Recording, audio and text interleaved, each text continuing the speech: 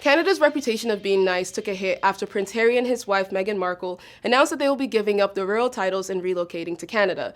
Now, this has practically led the news in Canada for 2 weeks now, right up there with Iran shooting down an airliner and President Trump being impeached. And it turns out a lot of Canadians are angry. There are some valid issues. I mean, security cost sharing needs to be determined, for instance, but much of the tone has been intensely personal. Many spent time accusing Meghan of breaking up the royal family and as a result, ruining the royals' pristine reputation.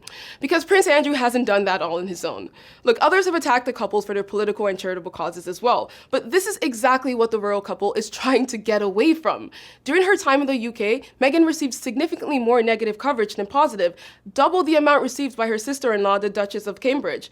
And the irony of it all is that by blaming Meghan for this move, Canadians are actively engaging in the same smear campaigns that caused them to leave in the first place. Now, some may argue that Meghan deserved the negative coverage due to her progressive views and her apparent inability to follow royal traditions like wearing pants instead of skirts and hugging people instead of shaking their hands. Oh, the horror. Look, keep in mind, it is currently 2020. The royal family is only going to get more progressive simply because that is the direction that the world is currently moving in. The royals have adapted before, they will again.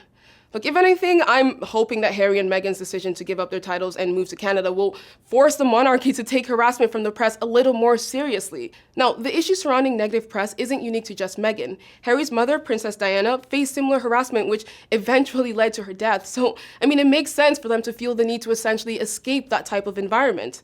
Now, in a statement last October, Prince Harry felt the need to speak up about the situation, stating, "As a couple, we believe in media freedom and objective, truthful reporting. Unfortunately, my wife has become one of the latest victims of a British tabloid press that wages campaigns against individuals with no thought to the consequences, a ruthless campaign that has escalated over the past year throughout her pregnancy and while raising our newborn son."